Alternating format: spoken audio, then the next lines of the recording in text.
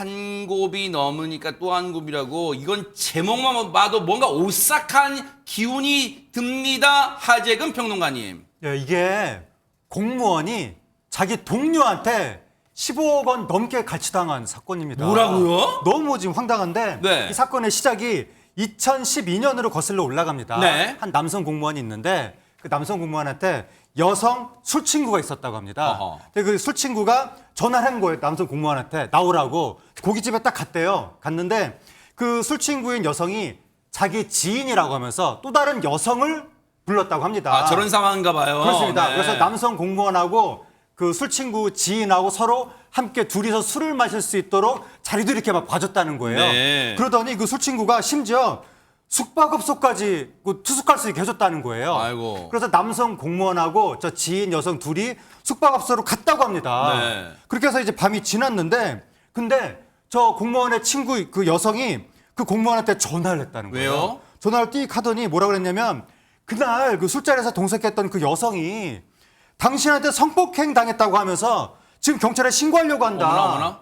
근데 그 여성이 유부녀인데다가 임신 중인 상태라서 이거를 무마하려면 합의금을 줘야 된다. 이렇게 얘기를 했다고 합니다. 아니 근데 어머나 지금 너무나 지금 기가 찬 얘기잖아요. 최진봉 교수님 그러면 본인이 봤을 때 아, 무슨 소리야 그날 아무 일도 없었는데라고 사실이면 사실이 아니라고 얘기를 해야 될 거 아니에요. 그러니까요. 그렇게 해야 정상이잖아요. 네. 근데 이제 이 공무원, 지금 피해를 당한 공무원 같은 경우에는 평소에도 술을 많이 마시면 소위 우리가 필름이 끊긴다는 표현을 쓰잖아요. 네. 기억을 잘 못하는 그런 스타일이었다는 거예요. 아이고. 그러니까 이분이 내가 정말 그런 일을 했나 안 했나가 이제 헷갈리기 시작한 아이고, 거예요. 아이고. 이게 이제 문제의 시작인데 결국 고민을 하고 있는데 이 공무원 술 친구를 알고 지냈다는 공무원의 남성 직장도 아까 지금 얘기했다는 남자 네. 있잖아요. 그 남자가 갑자기 끼어들어서 개입을 하기 시작합니다. 뭐라고 얘기하냐면 빨리 처리하지 않으면 지역에 소문나고 공무원 생활도 끝나고 지역사회에서 매장당한다. 그러면서 이를 무마하기 위해서는 합의금을 전달해야 한다면서 아이고. 마치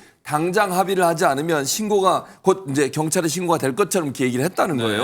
그러니까 이분 입장에서는 거기다 겁나잖아요. 네. 공무원이고 공무원의 직책도 잃어버리고 그러면 이제 자기 커리어도 다 끝나버리는 거잖아요. 이러다 보니까 이 사람이 합의금 명목으로 이 남자한테 얼마를 건넸냐면 9억 850만 원을 전달했다고 합니다.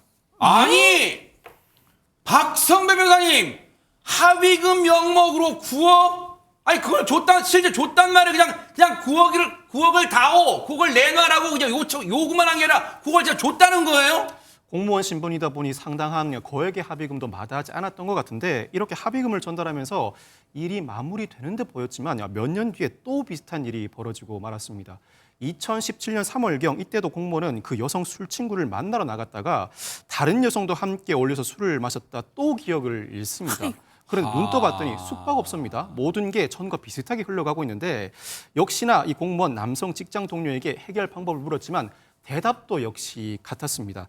이번에는 피해자가 미성년자라서 합의금을 마련하지 않으면 큰일 난다는 조언을 듣게 되는데 결국 이 공무원 대출까지 받아서 합의금을 마련합니다. 네. 이번에도 합의금 명목으로 직장 동료에게 6억 원 넘게 전달합니다. 하하. 이런 방식으로 합의금으로만 15억 원이 넘는 돈을 전달하게 됐습니다.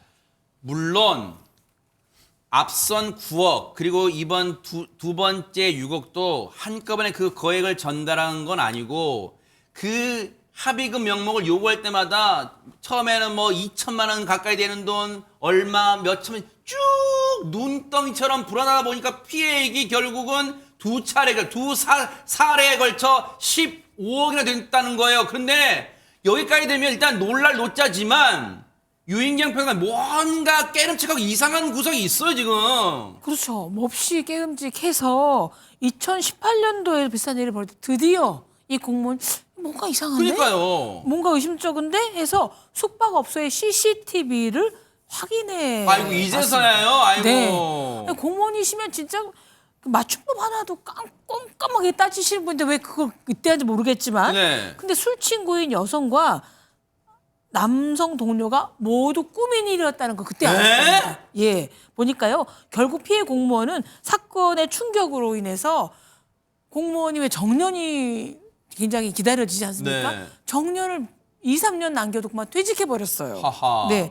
그래서 이 재판부가 이제 1심 재판부는 네. 죄질이 매우 나쁘다고 판단해서 직장 동료에게 합의금 주라 그러고 했던 동료에게 징역 6년, 네. 공범인 술 친구에게 징역 2년을 선고했는데 네. 뭐라고 말씀하셨냐면 1심 재판부가 죄질이 매우 불량하고 직장 동료는 피해 회복을 이제 원해 진지한 노력을 전혀 하지도 않았다. 네. 잘못도 반성하지 않는다라고 하면서 동료는 6년, 술 친구 징역 2년을 했습니다.